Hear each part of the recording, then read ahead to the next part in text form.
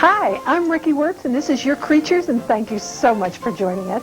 Dr. Edward Bennett is here today from the Northview Animal Hospital.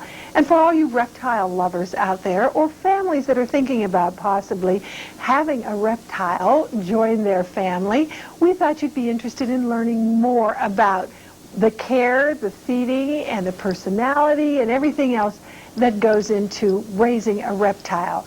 Now, Dr. Bennett brought Sir Hiss in, and Sir Hiss came to the Northview Animal Hospital quite ill.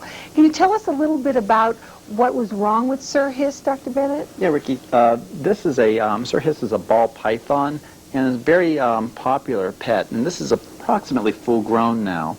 And he came in with a really serious disease that reptile owners commonly refer to as stargazing.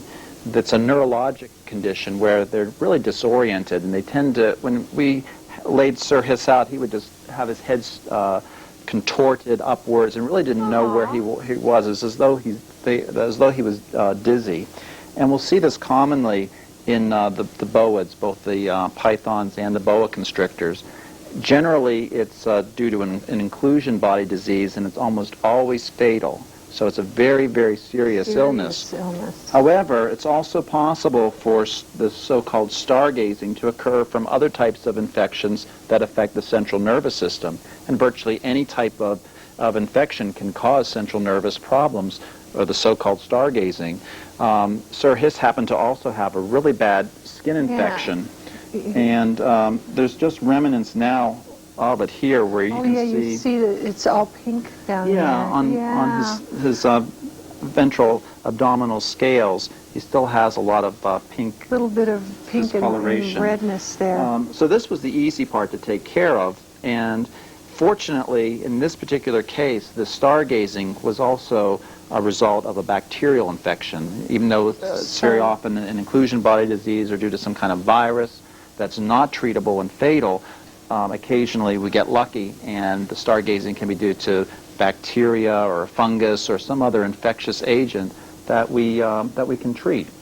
So in this case, we treated with antibiotic therapy, and of course the skin infection cleared up very readily, and very, very fortunately, the stargazing, or the central nervous condition, also cleared up, and so now he's back to normal. He's just absolutely he's wonderful. Very active, and well, he's been being snaked at by Diana and just loves her keyboard, and I think he's been over there with her for about 3 hours and having a wonderful time. Are you going to come and say hello to me? We'll be right back, and I'm going to meet Sir Hiss, or as Diana has called him, Monty Python. Right. We'll be right back after we visit our pet for today.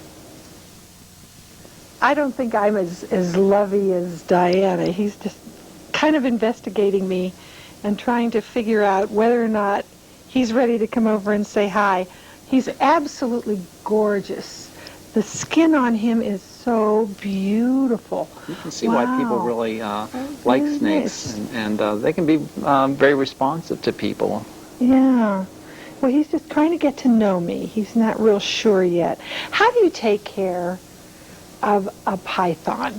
Now, they come from Africa, you said, but right? Pythons are mostly old world snakes, and the boa constrictors generally the new world, or the South American snakes. And you know, whatever snake someone is planning to get, it's real important to read about them and get as much information as you possibly can. There's a couple of local, I just had it literally on there. Oh, you get sleepy under the lights. Of local herpetology clubs. The Pittsburgh Herpetology Club meets at the Pittsburgh Zoo once a month, and they're a great source of information. So every snake is a little bit different. The different species have different requirements, but basically you want to make sure that you have a large enough enclosure and expect to increase the size of your enclosure as the snake grows. I think. How big will this one get? Now, well, this is a ball python, and he's pretty much full grown. Yeah, he's not too big. Yeah. He wouldn't be afraid.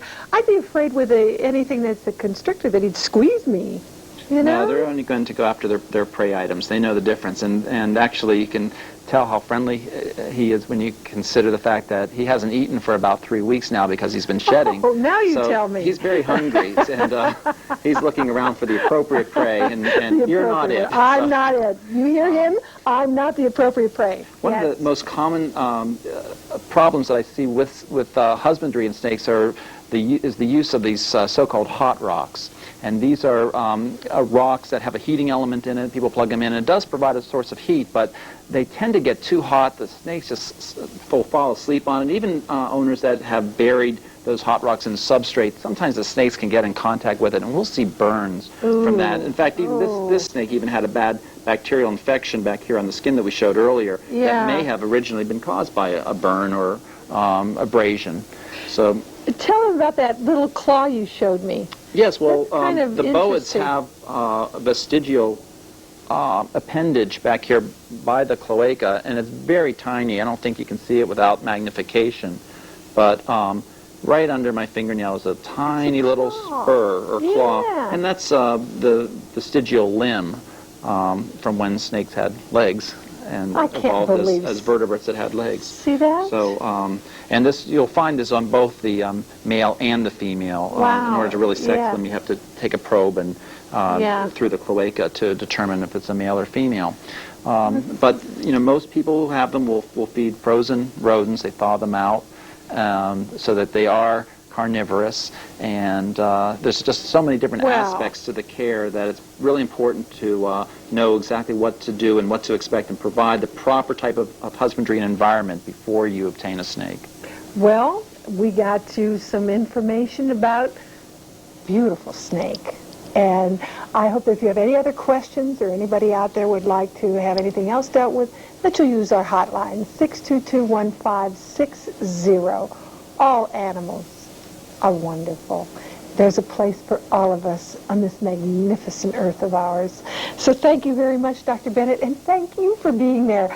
I hope you have a great weekend. We'll be looking for you Monday. Don't forget, we're here, 6:25. Bye-bye.